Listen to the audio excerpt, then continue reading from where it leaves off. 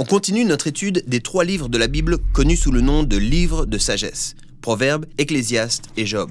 Tous posent la même question.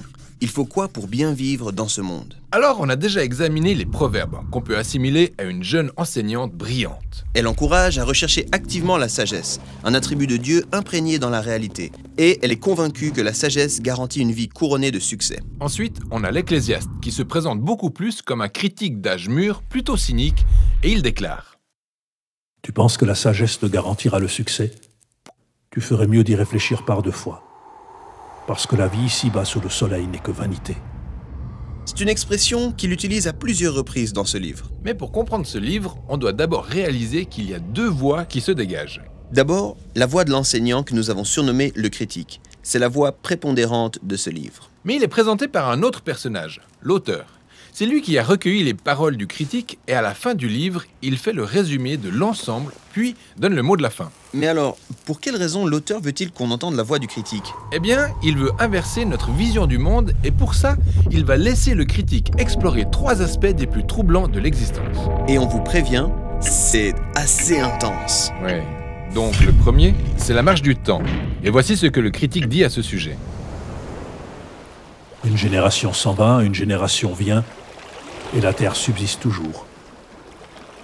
On n'a pas de souvenir du passé, et ce qui arrivera dans l'avenir ne laissera pas de souvenir chez ceux qui viendront ensuite. Donc, à l'échelle cosmique, toi et moi ne représentons qu'un battement de cils. Les étoiles naissent, puis meurent, et les planètes sont formées à partir de toutes les nouvelles étoiles. Ensuite, ces planètes changent au fil du temps et finissent par disparaître. En partant de cette perspective cosmique, toute mon existence est aussi éphémère qu'un souffle. Ce qui conduit le critique au 2e constat troublant selon lequel nous allons tous mourir. Le sort des humains et le sort des bêtes ne sont pas différents. L'un meurt comme l'autre. Tout arrive également à tous. Même sort pour le juste et pour le méchant, pour celui qui est bon et pur que pour celui qui est impur, pour celui qui offre un sacrifice et pour celui qui n'offre pas de sacrifice. Le cœur des humains est rempli de mal et de folie, après quoi ils vont chez les morts. Wow, ce livre file le cafard. Et le dernier élément troublant que le critique évoque est le caractère aléatoire de la vie. Alors, dans les proverbes, la vie n'est pas aléatoire. Un lien de cause à effet apparaît clairement entre le bien qu'on fait et la récompense qui en découle. Mais la réalité est que dans la vie, il peut aussi y avoir des revers. Le critique a décelé une faille dans le système, qu'il attribue à la chance ou, selon ses propres termes, Les plus rapides ne gagnent pas toujours la course, et les plus courageux dans la bataille ne remportent pas forcément la victoire. Ce n'est pas le sage qui gagne le plus facilement sa vie. L'homme intelligent ne devient pas toujours riche, et les savants ne sont pas forcément honorés. Chacun peut avoir de la malchance. En fait, il veut relever que la vie échappe complètement à notre contrôle. Elle est beaucoup trop imprévisible. Donc, vouloir maîtriser la vie, C'est orchestrer sa propre chute. Tout au long du livre, le critique emploie une métaphore pour relier tous ces éléments troublants. Il affirme près de 40 fois que tout dans la vie est hevel. C'est un terme hébreu qui veut dire fumée ou vapeur.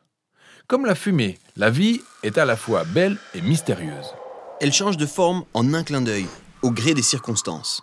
Et la fumée a l'air solide, mais quand tu essayes de l'attraper, elle te file entre les doigts. Et quand son épaisseur t'enveloppe, comme le brouillard, tout devient flou. Cela dit, nos versions modernes passent à côté de cette métaphore et traduisent très souvent hevel par vanité.